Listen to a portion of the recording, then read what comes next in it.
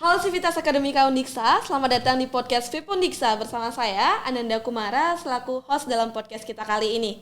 Nah, dalam podcast kita kali ini tentunya saya menggandeng narasumber yang sangat luar biasa yang merupakan salah satu dosen dari Fakultas Ilmu Pendidikan. Itu bersama Bapak Dr. Gede Wirabayu SPD MPD. Selamat datang Bapak, apa kabarnya? Baik, selamat datang juga di podcast Fakultas Ilmu Pendidikan. Perkenalkan, nama saya Gede Wirabayu, saya salah satu staf di Prodi PGSD Fakultas Ilmu Pendidikan. Astungkare selalu sehat. Terima kasih. Baik, terima kasih Bapak. Terima kasih sudah menyempatkan kehadirannya di podcast kita kali ini. Nah, ada beberapa topik nih Bapak. 2 topik yang akan kita bahas dalam podcast kita kali ini. Itu yang pertama tentang, karena Bapak di sini saya lihat sudah bergelar dokter ya Bapak. Jadi tentunya sudah menempuh pendidikan dari S1 sampai dengan S3. Nah, yang pertama itu tentunya bagaimana sih perjalanan Bapak dalam menempuh pendidikan di S1 sampai dengan S3. Itu mungkin ada motivasinya atau ada pengalaman sebelumnya yang menuntun Bapak untuk sampai ke S3 nih sekarang Bapak. Oke, baik. Kalau mengenai story pendidikan, saya kuliahnya banyak, Dek. Jadi sebelum S1 saya kuliah diploma 3 dulu. Kemudian baru kuliah S1 di waktu yang beririsan. Gitu. Nah, kuliahnya saya Astungkare ya, saya berasal dari keluarga yang cukup. Kuliah dibiayai oleh orang tua pada awalnya, tetapi kemudian di semester 2 saya mulai membiayai diri saya sendiri. Jadi saya aktif di organisasi, ikut di organisasi, kemudian ikut seleksi beasiswa. Dan saya sejak semester 2 sampai saya tamat S1, saya mendapat beasiswa penyelenggara akademik. Nah, terus ada nanya, Pak, biasanya ini akan ada banyak pertanyaan terkait dengan itu. Pak, kalau ikut organisasi gimana kuliahnya? Gimana? Nah, itu kan pertanyaan mahasiswa sekarang nih. Nah, saya sangat senang berorganisasi adik-adik, dan percayalah bahwa berorganisasi tidak akan mempengaruhi akademik. Kok yakin Pak gitu? Nah, jawabannya kayak gitu. Kok bisa seperti itu gitu? Nah, saya ketika menyelesaikan studi diploma saya itu tepat waktu selama 3 tahun. IPK saya memang tidak terlalu besar, tetapi di atas 3,5 lah. Nah, itu sudah cukup baik menurut saya. Dan ketika saya mengikuti praktek kerja lapangan di Airport Ngurah Rai di salah satu maskapai penerbangan, saya juga mendapat predikat the best training of the year. Jadi dengan ikut organisasi, kemudian dengan training itu, dengan praktek-praktek lapangan itu sangat bagus pembentukan diri saya. Jadi saya di organisasi diajarkan untuk bergaul dengan siapa saja, dengan teman-teman dari berbagai prodi ya, karena saya di Fakultas Bahasa adik-adik, saya bergaul dengan teman-teman dari seni rupa, teman-teman dari bahasa Jepang, kemudian teman-teman dari bahasa Indonesia. Nah, di situ bergaul dan ikut organisasi, kemudian di tingkat universitas ikut juga di KMHD. Nah, bergaul juga di sana dari teman-teman dari bahasa sejarah dan sebagainya. Dan ketika bertugas di airport sebagai trainee, itu jadi terbawa. Di airport kan ada orang dari berbagai suku bangsa nih. Ada orang Jawa, ada orang Nusa Tenggara. Jadi kemampuan berkomunikasi dan kemampuan bergaul itu terbawa sampai di sana. Dan akhirnya bisa bekerja dengan baik sehingga dapat predikat the best training of the year pada waktu itu tahun 2008 kalau tidak salah. Dan berhasil menyelesaikan studi tepat waktu dengan nilai ya cukup bagus. Kalau saya zaman itu cari 3,5 ya masih sulit gitu. Nah, kemudian lanjut ke S1 juga tetap berorganisasi, tetap dapat beasiswa dan tamat juga, jadinya tamatnya 5 tahun. Karena dari D3 ke S1 harus menempuh 2 tahun lagi. Oh gitu. Iya. Nah, itu selesai S1, kemudian sempat bekerja sebentar setahun, kemudian lanjut kuliah S2 dan menjadi dosen kontrak. Kuliah S2 sambil jadi dosen kontrak. Nah, kalau ditanya lagi, bagaimana Pak kesan-kesannya selama jadi dosen kontrak? Dosen kontrak adik-adik gajinya 500.000 setiap bulan, dibayar per 6 bulan. Jadi bagaimana mengatur biar cukup untuk sehari-hari karena malu untuk minta uang sama orang tua. Jadi saya ngajar les, saya bawa tamu asing, dan sampai menyelesaikan S2 tahun 2011, kemudian tetap masih jadi dosen kontrak sampai 2015 diangkat pegawai negeri. Kalau diangkat pegawai negeri berbeda, sudah dapat gaji dan sebagainya. Kemudian melanjutkan S3 tahun 2017 dan baru menyelesaikannya kemarin tahun lalu. Seperti itu. Jadi dari diploma Pak ya, jadi sudah banyak sekali pengalaman sebelum sampai ke gelar yang sekarang ini. Nah, berarti dari diploma ke S1 itu Bapak dengan jurusan yang berbeda ya Pak? yang tourism kan, bahasa Inggris tourism ke pendidikan bahasa Inggris. Oh, jadi fokus di pendidikan di S1 itu adalah pendidikan bahasa Inggris. Nah, di dalam menempuh ke diploma ke S1 yang beda jurusan tapi mungkin masih sejalan ya Bapak ya. Itu ada tantangan khusus nggak Bapak? Atau mungkin pertamanya Bapak kuliahnya di mana dulu, kemudian gimana sih tantangan Bapak dalam S1 itu? Karena kan penyesuaian dari diploma ke S1 itu mungkin ada perbedaan sedikit. Gimana sih Pak tantangannya, cara mengatasinya juga gitu? Kuliah tourism yang paling nyata ya adalah semuanya harus cepat. Ya, apalagi ketika saya training di maskapai penerbangan, semuanya harus cepat. Enggak ada orang yang jalan kayak foto model gitu, enggak ada. Semua jalannya harus tak gitu. Semua harus berirama dengan cepat selesainya. Kemudian ketika saya kembali ke kampus untuk melanjutkan studi S1, itu kerasa kembali ke ritme awal gitu. Jadi belajarnya lebih fokus, masuk kepada pendidikan, mengikuti PPL. Dan kalau menurut saya, karena saya adalah tipikal orangnya yang dalam tanda kutip selalu melakukan semuanya semaksimum mungkin. Jadi kalau menurut saya tantangannya ya saya bisa selesaikan saja dengan jalan seperti air mengalir itu saja. Ketika tes lagi beasiswa, dapat lagi beasiswa gitu. Jadi seperti itu. Jadi tamat dari diploma ke S1, mungkin orang tua hanya bayar uang pangkalnya saja. Oh, gitu. Jadi kita bisa cari beasiswa sendiri. Nah seharusnya sekarang kan beasiswa lebih banyak nih. Adik-adik punya kesempatan lebih besar untuk dapat beasiswa. Iya benar sekali, untuk beasiswa itu sangat terjangkau, banyak sekali dari organisasi, mungkin bisa ikut karena organisasi dan lain-lain. Nah itu tadi kan perjalanan S1-nya Bapak ya. Nah apa sih, ada nggak motivasi khusus itu Bapak yang membuat Bapak lanjutkan ke S2, kemudian lanjutkan lagi ke S3 gitu? Apa ada pengalaman khusus atau mungkin ada motivasi khusus yang menyebabkan dilanjutkan ke jenjang yang lebih tinggi gitu? Siapa tahu nanti kami dari mahasiswa nih yang belum lulus mungkin S1, ada yang masih ngambang nih Pak mau lanjut atau kerja gitu. Mungkin dikasih pengalamannya nih Pak. Okay. We can make our own plan, but God will make its decision. Kita akan buat rencana kita, tetapi Tuhan yang menentukan keputusannya. Saya terus terang tidak punya cita-cita jadi guru, apalagi untuk jadi dosen, itu jauh dari cita-cita saya gitu. Saya ingin kerja di dunia profesional yang cepat, kemudian pengen punya karir di sana. Okay. Makanya saya sampai ketika saya memilih jurusan di Diploma 3 itu ada penjurusannya, saya pilih jurusannya untuk ada di maskapai penerbangan. Karena cita-cita saya di sana gitu. Yeah. Tetapi Tuhan berkehendak lain. Orang tua saya menginginkan saya untuk jadi guru. Nah, satu yang saya selalu pegang adalah restu orang tua itu hal yang paling utama. Yeah. Jadi ketika orang tua saya meminta saya untuk jadi guru, saya ikuti saja, saya kendalikan ambisi saya. Keinginan saya kendalikan. Kemudian saya ikutilah, jadi kuliah keguruanlah saya, kemudian saya jadi dosen kontrak, ya saya jalani saja. Apapun yang saya dapatkan, seberapapun waktu itu dalam tanda kutip pendapatannya, saya syukuri saja. Saya ikuti saja, kemudian mengalir ya sampai akhirnya saya selesaikan pendidikan S2, mengalir lagi sampai saya diangkat jadi dosen, mengalir lagi sampai saya bisa menyelesaikan studi saya S3 sampai sekarang. Jadi saya sudah dalam tanda kutip sudah bisa menerima bahwa jalan Tuhanlah yang harus saya ikuti, restu orang tua yang harus saya ambil sehingga saya bisa pada posisi saya yang sekarang. Seperti itu. Jadi dari D3 kemudian dari diploma kemudian ke S1, sudah di penerbangan, kemudian kembali ke guru lagi, sekarang menjadi dosen, itu tentunya kan memiliki relasi Bapak ya. Banyak sekali relasi yang sudah Bapak dapatkan baik itu di dunia pendidikan maupun di non pendidikan. Nah, gimana sih Pak tipsnya untuk membangun relasi Bapak dari mulai S1, kemudian dari diploma nih Bapak, dari diploma, kemudian S1, S2 dan S3. Siapa tahu kami nih pengen, terutama saya nih Pak sebenarnya pengen banget gimana sih cara membangun relasi yang benar gitu dalam kolaborasi dengan orang seperti A seperti apa, kemudian B seperti apa, itu mungkin Bapak memiliki tips khusus nih Pak. Oke. Nah, satu hal adik-adik yang harus adik-adik pegang teguh adalah bagaimana kita bisa berkomunikasi yang baik. Jangan menganggap diri kita lebih tinggi daripada orang lain. Bila perlu, kita selalu berkomunikasi dengan rendah hati. Ingat adik-adik, rendah hati, bukan rendah diri.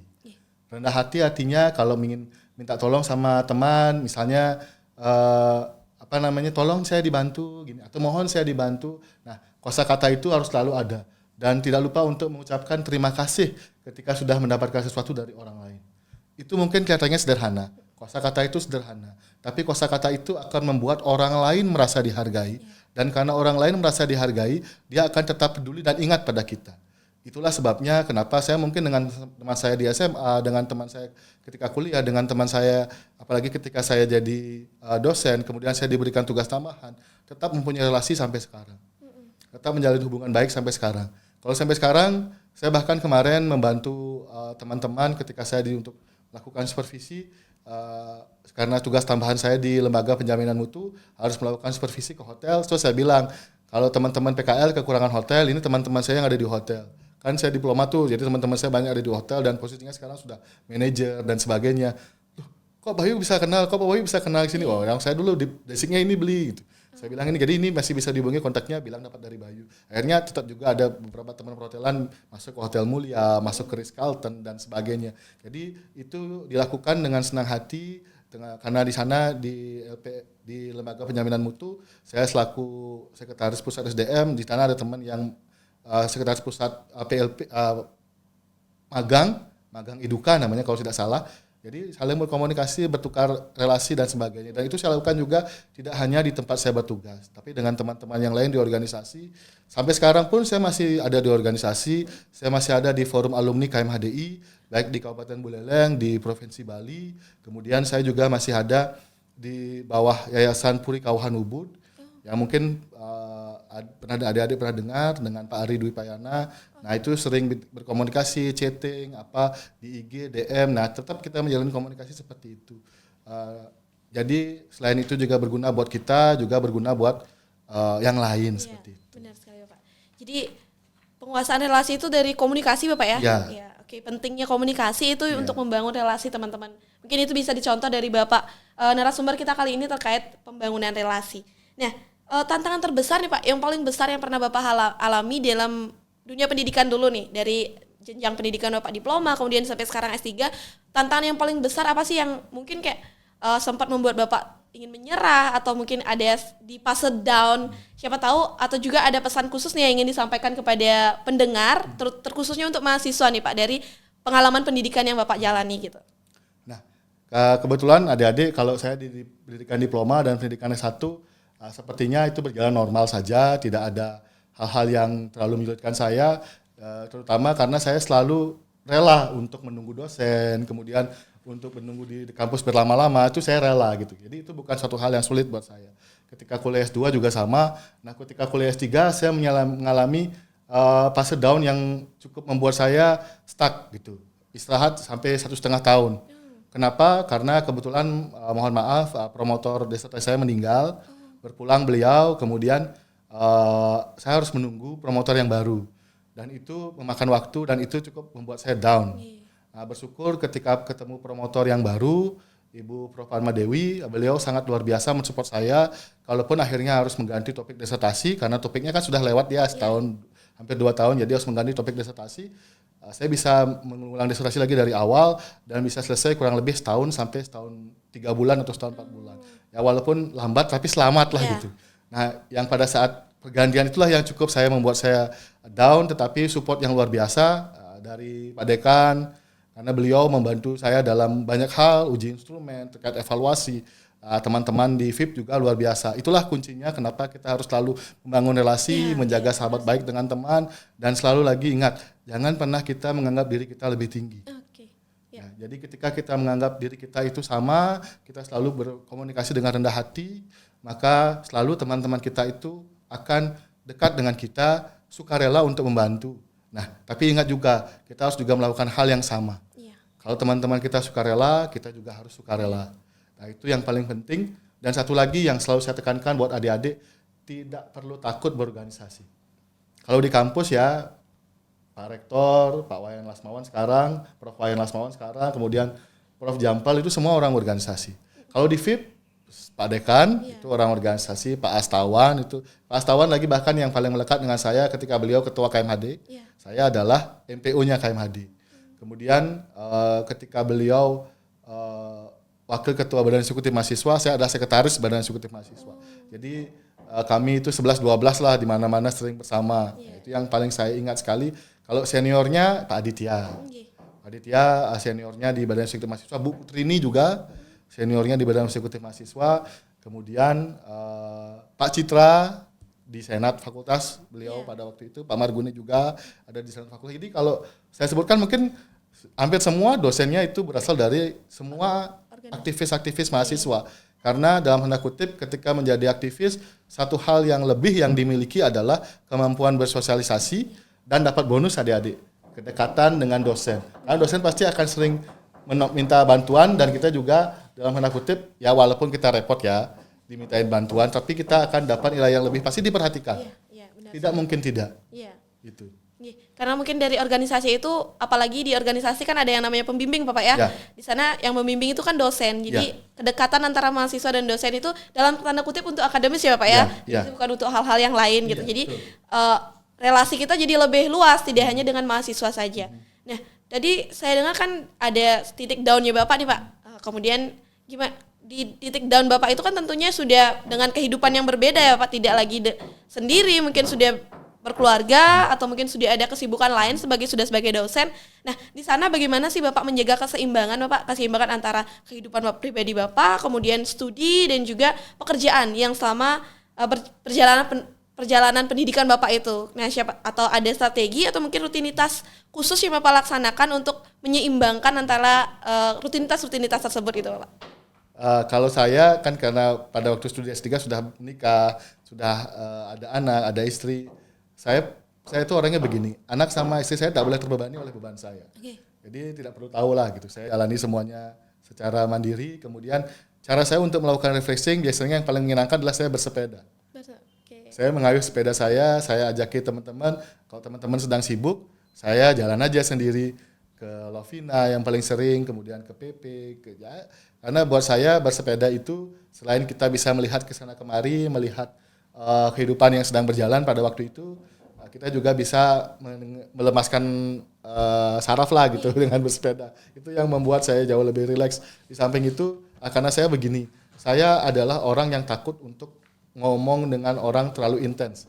Dalam artian terlalu intens itu, apalagi kalau ngomongin diri sendiri atau ngomongin orang lain, nanti malah jatuhnya tidak bagus. Jadi lebih baik saya ambil cara adalah ngomong seperlunya, bicara seperlunya, dan kalau jenuh silahkan kayuh sepeda. Gitu. Ke hobi Pak ya? Iya. Oh jatuhnya hobi jadinya Pak betul, ya? Oke, betul, mengisi betul. waktu luang dengan hobi. Iya. Oke.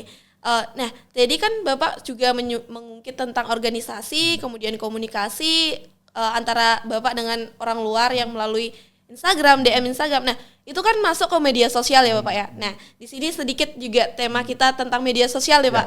Nah, bagaimana sih peran media sosial menurut Bapak dalam meningkatkan keterlibatan mahasiswa terhadap materi akademik, terhadap kegiatan di akademik atau mungkin pembelajaran, atau bagaimana itu, apa sih peran media sosialnya itu Bapak? Nah, kalau saya adik-adik, satu yang pegang kunci ini media sosial. Jangan pernah menaruh data konfidensial di media sosial, itu data penting. Dan satu juga jangan pernah berbohong di media sosial. Jadi menggunakan media sosial dengan benar, datanya yang benar, tetapi tidak usah yang penting, yang benar saja. Misalnya nama, itu kan harus benar, foto profil harus benar. Kemudian yang lainnya tidak usah, yang penting-penting tidak usah dimasukkan. Kemudian yang kedua, filter teman-temannya. Kalau saya tidak kenal, saya nggak akan mau terima. Saya nggak akan peduli teman saya terbatas sedikit, tapi saya nggak mau terima. Kenapa? Karena nanti tidak akan ada interaksi yang bagus. Itu yang kedua. Kemudian yang ketiga, kalau untuk pembelajaran, nah ini saya sudah aplikasikan. Nah, saya ada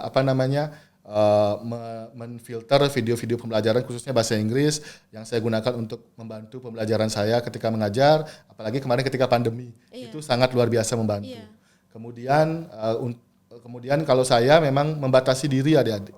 Saya membatasi diri adik. Kalau misalnya saya suka saya suka menonton review handphone atau teknologi atau laptop, saya hanya membatasi itu saja.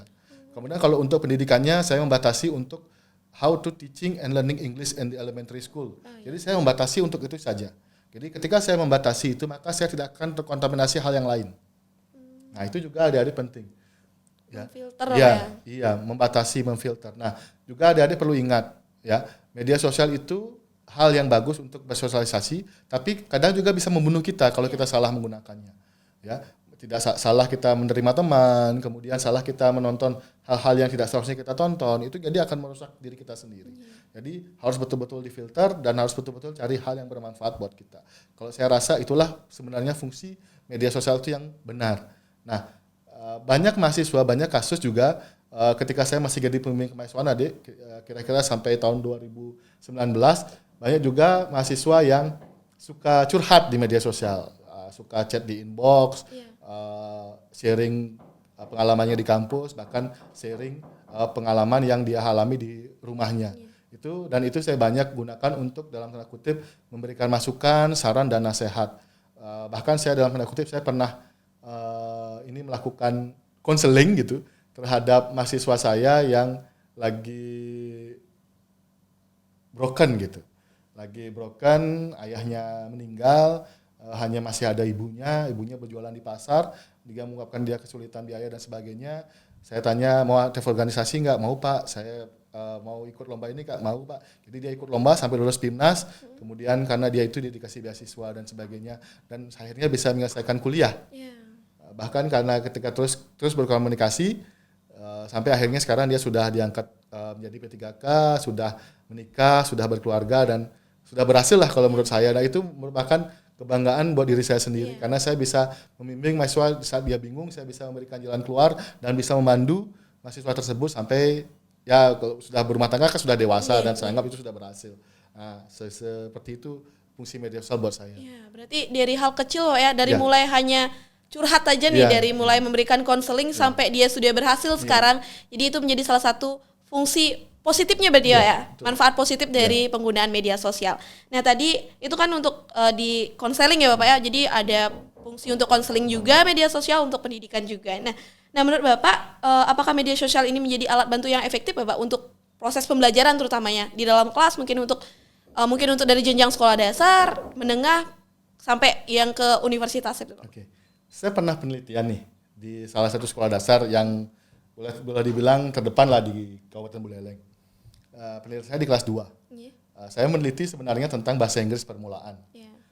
Yang terjadi adalah ketika saya ke sana memperkenalkan diri saya, adik-adik itu yang masih kelas 2 SD itu mengatakan, "Bapak, FB-nya apa namanya?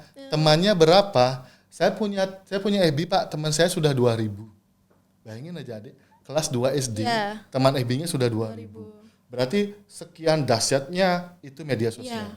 Nah, saya berpikir saya harus kasih apa? Bapak punya FB, tapi FB-nya isinya konten-konten untuk orang-orang besar. Nanti adik-adik gangguin dulu enggak berteman. Saya begitu memberikan alasan. Tapi nanti adik-adik kalau mau sharing medsos, nanti Bapak kasih video dan sebagainya. Jadi kebetulan karena saya ngambil bahasa Inggris permulaan, jadi saya menggunakan metode bercerita. Jadi saya yang bercerita, videonya saya ambilkan dari YouTube. Kemudian videonya saya ambilkan dari studio berlangganan saya. Jadi karena saya berlangganan, jadi saya bisa ngambil video-video yang nggak bisa dilihat orang umum. Jadi saya ngambil video-video yang betul-betul bermanfaat untuk anak-anak sekolah dasar. Nah, kuncinya sebenarnya media sosial itu di situ. Penggunaannya Pak ya? Di penggunaannya. Dan salah kita menggunakannya, yang aneh-aneh lah kita temukan. Iya, benar sekali. Gitu. Jadi kembali lagi, media bisa secanggih apapun, device-nya bisa secanggih apapun, tapi tetap penggunanya adalah kita sebagai manusia. Kita yang mengaturnya, bukan kita yang diatur. Apa yang kalau kita mengajar, pilihlah konten pendidikan. Kalau kita misalnya mau jadi orang yang suka brainstorming, pilihlah topik-topik yang sesuai dengan brainstorming kita. Misalnya ada yang suka pertambangan, pilihlah topik pertambangan. Ada yang suka saham, pilihlah topik yang suka saham. Tapi juga perlu diingat, pilih dari sumber-sumber yang sudah baik, yang sudah terafiliasi atau yang sudah konten-kontennya valid seperti itu. Itu juga kita harus cermati lagi. Siapa yang berbicara, bagaimana kontennya. Jadi tidak hanya sekedar menerima saja, kita telan mentah-mentah, nah itu juga tidak baik. Nah adik-adik kan sudah disebut dengan yang namanya mahasiswa. Maha, tinggi, besar. Jadi siswa yang paling tinggi, siswa yang paling besar. Seharusnya adik-adik sudah bisa melakukan persis seperti apa yang saya lakukan. Melakukan filterisasi, memilih, menelaah fungsi daripada media sosial itu. Nah saya kira begitu adik. Berarti efektif tidaknya media sosial itu tergantung dari penggunaan dan si penggunanya langsung Pak ya. Jadi ketika kita sudah memilih konten yang sesuai dengan siapa yang tujuan kita, media sosial itu akan menjadi efektif. Tapi jika kita tidak menggunakan media sosial itu sesuai dengan kontennya, sesuai dengan tujuannya itu justru jatuhnya tidak menjadi efektif Bapak. Berarti seperti itu Pak ya. Oke. Kemudian ini ke institusinya Bapak sekarang. Apa sih strategi yang dapat diterapkan oleh institusi pendidikan, terkhususnya kita kan ada di Fakultas Ilmu Pendidikan nih Bapak, jadi terjunnya ke dunia pendidikan semua, itu untuk memanfaatkan potensi positif dari media sosial itu untuk membantu kami di mahasiswa untuk mengembangkan pembelajaran-pembelajaran, karena di Fakultas Ilmu Pendidikan ini kan mayoritas akan menjadi seorang guru Bapak, jadi nanti kita sebagai mahasiswa, nanti pendengar juga itu akan menerapkan media sosial dalam pembelajaran itu seperti apa itu, atau dari institusi sekolah mungkin itu. Mungkin bisa dibantu dijelaskan, dibantu dijawab gitu Pak. Nah, terkait dengan ini juga masuk lagi konteks perkuliahan. Nah, pada mata kuliah micro teaching, saya selain di awal saya memberikan contoh-contoh pembelajaran, baik dari diri saya sendiri maupun dari video-video pembelajaran. Di akhir perkuliahan saya memberikan tugas akhir kepada mahasiswa saya untuk membuat video pembelajaran. Jadi video pembelajarannya dibuat di lab micro teaching menggunakan semua fasilitas yang terbaik. Kemudian sekarang sedang dalam tahapan untuk nanti akan di-upload di media sosial. Nah itu dengan harapan bisa menjadi konten pembelajaran micro teaching buat yang lainnya, buat adik-adik kelasnya atau buat lain-lainnya yang bermanfaat. Itu salah satu penggunaan media sosial. Nanti itu juga bisa jadi promosi bahwa mahasiswa PGSD di FIP micro teachingnya bagus-bagus. Nah itu bisa contoh yang sederhana seperti itu. Kemudian yang kedua, ketika kita ingin menyebarluaskan informasi juga tentang keberadaan fakultas kita, itu bisa kita gunakan dengan media sosial juga. Mungkin ada IG-nya kan, BEM punya IG, saya juga berteman. Kemudian mulai dari FB, jadi bisa digunakan untuk sarana promosi, kemudian bisa digunakan untuk sarana sosialisasi. Kemudian bisa juga nanti kalau untuk media sosial yang lebih luas, misalnya seperti penggunaan Canva, kemudian penggunaan LinkedIn gitu bacanya seperti itu bisa juga nanti menjadi situs untuk mencari pekerjaan dan sebagainya. Bisa juga nanti dikaitkan dengan apa yang memang dibutuhkan di Fakultas Ilmu Pendidikan, membentuk community dari seluruh dunia, itu sebenarnya bisa dilakukan di situ. Melalui media sosial. Ya, contohnya saya tergabung dalam fanpage itu Perkumpulan Karir Dosen Indonesia. Jadi saya berkumpul di sana dengan teman-teman dari seluruh Indonesia, di mana di sana berisikan tentang bagaimana untuk berkarir sebagai dosen. Iya, seperti itu. Salah satu contoh mungkin nanti di FIP ada usulan mungkin untuk membentuk fanpage apa, misalnya Fakultas Ilmu Pendidikan atau hal-hal yang berkaitan dengan pendidikan dibuatkan saja yang khususnya itu mungkin bisa dilakukan. Berarti seperti kemarin pada lomba inovasi itu Pak, pameran inovasi itu kan kita dikumpulkan terkait video-videonya, video-video pendidikan diupload di YouTube, itu menjadi salah satu dampak positif dari adanya media sosial Pak ya. Jadi bisa diakses terkait video-videonya yang nanti diterapkan di pembelajaran, itu baik untuk mahasiswanya atau mungkin nanti mahasiswa yang menerapkan ketika mereka sudah menjadi guru. Oke, mungkin itu tadi untuk institusinya Bapak ya.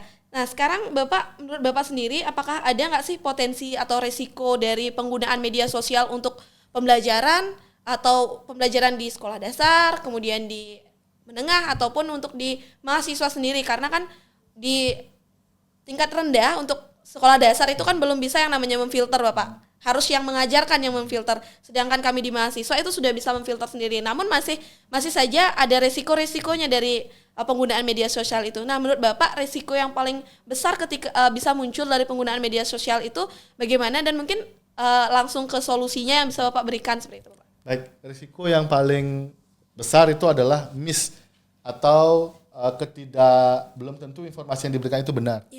Nah, untuk mengatasi misleading informasi ini, ya sudah barang tentu sebagai pendidik ya, baik tingkat sekolah dasar, SD, SMP, SMA maupun di perguruan tinggi, sebelum misalnya memberikan informasi dari media sosial harus melakukan validasi dulu. Validasinya dengan memastikan sumbernya, kemudian memastikan kontennya, kemudian memastikan segala hal lagi yang terkaitnya.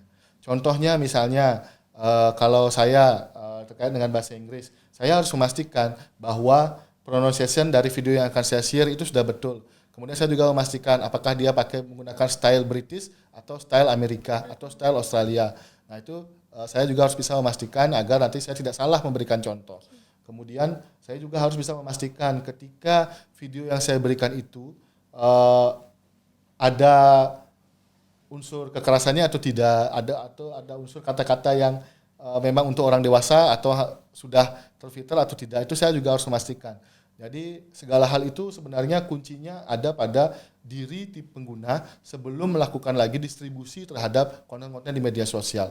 Begitu juga kalau si pengguna ini jadi pembuat kontennya. Jadi ketika kita menjadi pembuat konten untuk kita share di media sosial, kita harus pastikan bahwa konten yang kita buat itu sudah benar. Karena kita adalah orang pendidikan. Jadi konten pendidikannya sudah harus benar. Kalau saya di bahasa Inggris, pronunciation-nya sudah benar, grammar-nya sudah benar, baru kita bisa distribusikan. Sama juga nanti seperti konten di podcast ini. Ya, apakah sudah benar nanti kontennya, apakah narasumber yang diundang sudah tepat, apakah topiknya yang dibahas sudah benar, dan seperti itu. Biar tidak sekedar tadi jadi pembicaraan, tetapi dalam tanda kutip maknanya tidak ada, atau bahkan berkurang makna tidak ada. Itu juga menurut saya. Oke, berarti itu dari di review lagi Pak ya. Berarti harus ditelaah lagi terkait media yang digunakan, baik kita yang membuat atau kita yang menggunakan dari orang lain, itu harus ditelaah terlebih dahulu, dilihat apakah sudah sesuai atau tidak, atau sudah pas atau tidak untuk diberikan atau didistribusikan kepada orang lain. Oke, terakhir nih Bapak, terakhir dari mungkin dari rangkuman dari semua nih, dari mulai perjalanan akademik, kemudian penggunaan sosial media. Nah, ada nggak Bapak bisa nggak sih berikan tips kepada mungkin yang masih siswa atau yang sudah menjadi mahasiswa dalam penggunaan media sosial untuk motivasi ke pendidikan. Nah, siapa tahu ada yang mau melanjutkan jenjang bisa memanfaatkan media sosial nih, atau dengan dari pembelajaran nanti, atau mungkin nanti di podcast ini akan ada guru juga yang menonton, atau bagaimana tipsnya sih Pak untuk mengembangkan media sosial itu biar menjadi lebih bermanfaat untuk kita dan juga orang lain. Oke. Yang pertama, ketika kita menjadi siswa atau mahasiswa, ya, jangan pernah menyerah. Belajar sebanyak-banyaknya, belajar dari sumber manapun, dan yakinlah selalu kalau sudah berusaha dengan maksimum pasti akan mendapat hasil yang maksimum juga. Seperti pepatah yang selalu saya dengar, dan mungkin adik-adik atau teman-teman semuanya juga pernah mendengar, tiada hasil yang mengkhianati usaha.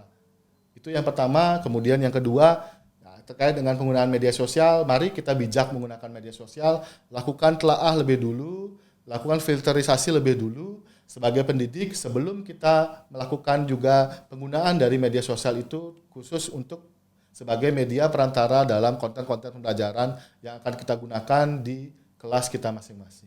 Sekian dan terima kasih. Oke, baik. Jadi banyak sekali ternyata manfaat dan dari media sosial itu Pak ya, yang bisa kita manfaatkan di dunia pendidikan terutamanya, karena kita terutama nanti ada di PIP Undiksa nih yang bisa menggunakan media sosial untuk pembelajaran, kemudian dari dosen-dosen untuk membantu pemahaman siswa dan juga mahasiswa. Oke, sekian Bapak pembahasan kita terkait karir Bapak sebagai dari S1 sampai S3, diploma bahkan Bapak ya. Tadi sudah dijelaskan, kemudian juga pemanfaatan media sosial. Terima kasih Bapak sudah berkenan hadir pada podcast kita kali ini terkait pembahasan dua topik yang sangat luar biasa. Jawaban Bapak juga tadi menginspirasi saya sebagai host di sini. Jadi ada pengalaman baru yang saya tambahkan nanti ketika saya lulus menjadi seorang guru. Oh, saya bisa memanfaatkan media sosial nih untuk anak-anak didiknya nanti. Oke, terima kasih Bapak. Baik, teman-teman podcast semuanya, itu tadi pembahasan terkait dua topik dari narasumber yang luar biasa kita, dari Bapak Dr. Gede Wirabayu SPD MPD. Nah, yang telah bersedia membagi wawasan beliau terkait pendidikan, terkait di akademik dari S1, bahkan diploma tadi dijelaskan oleh Bapaknya sampai dengan lulus S3 dan juga pemanfaatan media sosial. Nah, sekian yang dapat saya sampaikan. Mohon maaf jika dalam pembahasan dan juga dalam diskusi kita kali ini saya selaku moderator, selaku host, ada kesalahan penyebutan nama ataupun gelar dan juga kata-kata. Terima kasih, sampai jumpa di podcast selanjutnya.